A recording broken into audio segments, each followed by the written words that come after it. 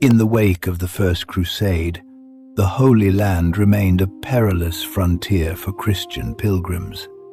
Amidst this chaos, 9 impoverished knights emerged to offer their lives in service to the faithful.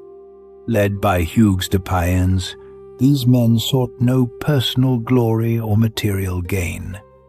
They established their humble headquarters upon the ruins of the Temple of Solomon in Jerusalem. The year 1129 marked a turning point at the Council of Troyes. Here, the order received formal recognition and a sacred mandate to protect the vulnerable on dangerous roads. Their reputation for selfless protection spread rapidly across the fractured kingdoms of Europe. Soon, the poor fellow soldiers of Christ found themselves at the center of a burgeoning military movement. The papal bull Omne Datum Optimum fundamentally altered their trajectory.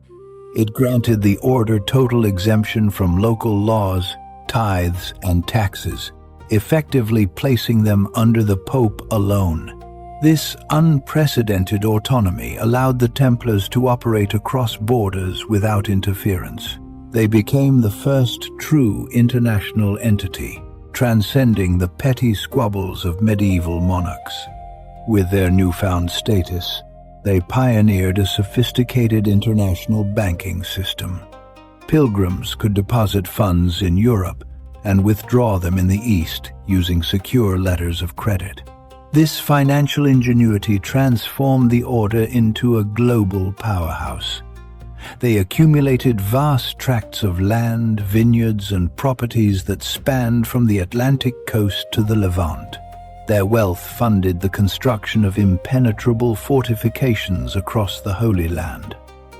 Massive stone citadels like Crac des Chevaliers stood as silent sentinels against any who dared challenge them.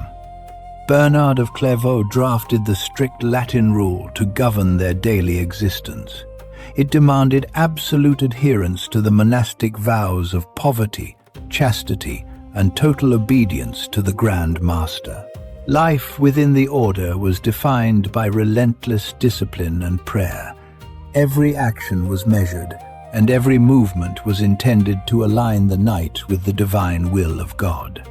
Physical conditioning was brutal, designed to forge men into living weapons of the faith. Insubordination was met with harsh punishments, ensuring that no individual ego threatened the collective mission. The rule regarding combat was uncompromising and absolute. A Templar knight was strictly forbidden from retreating in battle unless the enemy outnumbered them by at least 3-1. This ironclad code of conduct created a force of unparalleled tactical consistency. They were not merely soldiers, they were monks who viewed the battlefield as their cloister and death as their reward. The iconic white mantle adorned with the red cross pate became a symbol of their martyrdom. It was a visual promise that they were prepared to shed their blood for the cause. Beneath the mantle, they wore heavy chainmail hauberks and coifs for protection. These garments provided essential defense against the blades of their adversaries in the scorching desert heat. Great helms and surcoats completed their formidable appearance on the field. The stark white fabric contrasted sharply with the dark, heavy armor worn by the supporting sergeants. Strict grooming standards were enforced to maintain their monastic identity. Every knight was required to keep his hair short and his beard untrimmed, reflecting a life of ascetic devotion. The Templar arsenal was designed for lethal efficiency in the chaotic press of medieval warfare. Their primary weapon was the devastating single-handed arming sword, perfect for close-quarters combat. For the initial shock of a charge, they relied on heavy cavalry lances. These long, ash-wood spears were capable of shattering enemy formations before the melee even truly began. Defense was provided by sturdy kite and heater shields, emblazoned with their heraldry. These shields were essential for surviving the hail of arrows and strikes during a prolonged siege. In the thick of battle, they wielded brutal maces and flails. These weapons were specifically engineered to crush through chainmail and dent the helmets of opposing heavy infantry. Their tactical mastery centered on the esquiel, a highly disciplined squadron formation. By moving as a single, unstoppable unit, they could break the strongest lines of the Saracen armies. If you enjoy uncovering the hidden truths behind history's most legendary orders, subscribe to our channel for more deep dives into the warriors who shaped our world. The Battle of Montgisard in 1177 remains their most miraculous achievement. Against overwhelming odds, the Templars fought alongside the leper king Baldwin IV to secure a stunning victory. Their presence at the Siege of Ascalon further solidified their reputation as the finest soldiers in the East. They held their ground with a ferocity that terrified their opponents. Their unyielding discipline ensured that the lines of the Crusader army rarely faltered. Even when faced with certain death, they stood as a wall of steel against the encroaching tide. The desert sun of the Holy Land witnessed their greatest triumphs and their deepest sacrifices. Every stone fortress they held was a testament to their unwavering commitment to the order. Yet, the very power they amassed eventually invited the jealousy of kings. The order's immense wealth and independence became a target for those who sought to fill their own coffers. King Philip IV of France found himself drowning in debt to the Templars. He viewed their influence not as a divine blessing, but as a direct threat to his absolute authority. The fatal dawn of Friday the 13th, October 1307, arrived with terrifying speed. Across France, royal agents moved simultaneously to arrest every Templar they could find. The charges leveled against them were grotesque and entirely fabricated. They were accused of heresy, secret rituals, and spitting upon the cross in the dark of night. Under the agony of torture, many knights confessed to crimes they never committed. The goal was never justice, but the total destruction of the order and the seizure of their assets. The trial dragged on for years, a mockery of legal and religious procedure.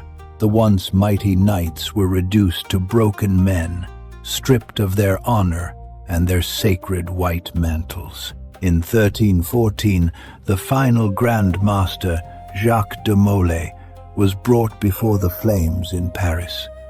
He stood defiant, refusing to validate the lies that had been used to condemn his brothers.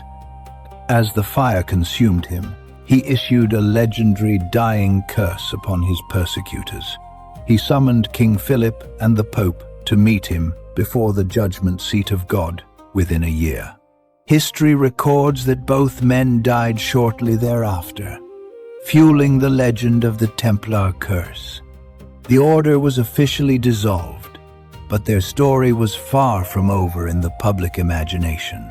The sudden end of the Templars left a void that was quickly filled by myth. Tales of hidden treasures and secret knowledge began to circulate throughout the courts of Europe. Some claimed the knights had spirited away the Holy Grail or the Ark of the Covenant. These stories transformed the historical reality of the order into the stuff of legend. Modern pop culture continues to be obsessed with the mystery of the Templars. They appear in countless novels, films, and games, forever cast as the guardians of forbidden secrets. The reality of their existence was far more complex than the myths suggest. They were men of their time, driven by a mixture of genuine faith and the harsh realities of war. The ruins of their castles still dot the landscape of the Middle East. These weathered stones serve as a silent reminder of a time when the Templars held the fate of empires in their hands. Their legacy is one of both immense achievement and tragic downfall. They proved that a dedicated, disciplined force could change the course of history, for better or for worse. The transition from a small group of pilgrims to a global power is a cautionary tale. It highlights the dangers of unchecked influence and the volatility of political alliances. We must look past the romanticized versions of the knights to see the truth. They were soldiers who lived by a code that demanded everything, including the ultimate sacrifice. Their story remains a cornerstone of medieval studies and historical intrigue. By understanding the Templars, we gain a clearer view of the tensions that defined the Middle Ages. The red cross pate remains one of the most recognizable symbols in history. It serves as a bridge between the past and the present, linking us to the warriors of the Levant. As we conclude our journey, the mystery of the Templars continues to endure. They were the first to master the art of international banking and the first to fall to its power. Their rise and fall mirror the cyclical nature of human ambition. From the humble beginnings in Jerusalem to the flames in Paris, their path was one of dramatic extremes. The Templars were neither saints nor demons, but men forged in the fires of conflict. Their legacy survives in the architecture, the legends, and the questions they left behind. We invite you to reflect on the cost of their devotion and the weight of their end. The story of the Knights Templar is a testament to the enduring power of historical myth. Thank you for joining us on this exploration of the warriors of history. Stay tuned for our next deep dive into the lives and legends of the past.